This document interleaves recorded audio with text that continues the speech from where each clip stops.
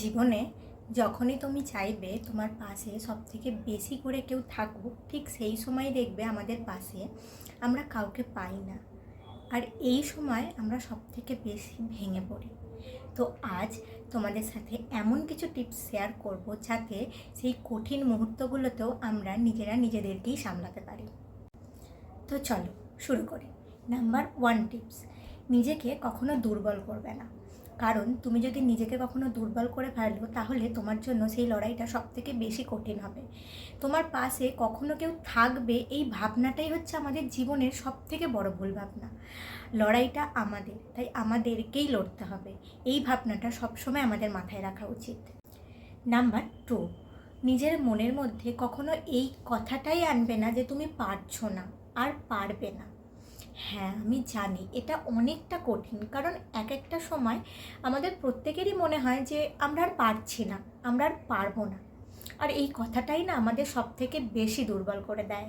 ধরো তুমি কোনো একটা কাজে গেছো, সেটা যে কোনো কাজ হতে পারে, এক্সাম হল, স্টেজ প্রোগ্রাম বা ইন্টারভিউ। সব সময় নিজের মনের মধ্যে একটাই কথা বলবে যে তুমি পারবে, পারলে একমাত্র তুমিই পারবে। দেখবে মনের জোর অনেকটা বেড়ে গেছে। আমাদের আশেপাশে এমন অনেক মানুষ আছে যারা আমাদেরকে ব্রেকডাউন করে। তাদের কিছু কিছু নেগেটিভ কথাবার্তা আমাদের কানে আসলে আমরা অটোমেটিক্যালি অনেকটা মনের জোর হারিয়ে ফেলি। তাই নিজে কখনো নিজেকে ভেঙো না, নিজে সবসময় চেষ্টা করবে নিজের মনের জোর হওয়ার। নাম্বার 3, নিজের সাথে কথা বলো। আমরা নিজেরাই নিজেদের সব থেকে ভালো বন্ধু, কিন্তু আমরা অনেকেই এটা জানি না বা কিভাবে এটাকে কাজে লাগাবো সেটা বুঝতে পারি না। রোজ সকালে আয়নার সামনে দাঁড়িয়ে একটা স্মাইল করবে, আর সারা দিন তোমার সাথে ভালো খারাপ যাই ঘটুক না কেন নিজের সাথে কথা বলবে।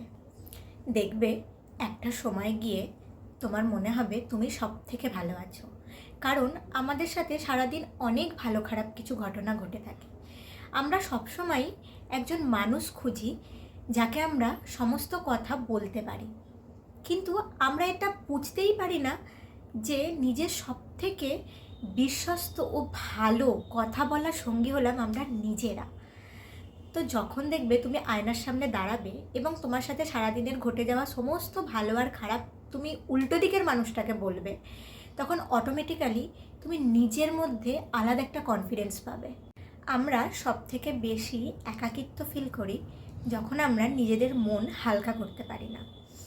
কিন্তু তুমি যখনই নিজের সাথে এইভাবে কথা বলার অভ্যাস করবে, দেখবে তোমার আশেপাশে আর কোনো মানুষের অভাবই তোমার মনে হবে না। আর মানসিক শক্তি থেকেই কিন্তু মানসিক জোরও পাওয়া যায়। So let's become change. আর আমার সাথে শেয়ার করতে কিন্তু ভুলবে না। চলো আজকের মতো টাটা।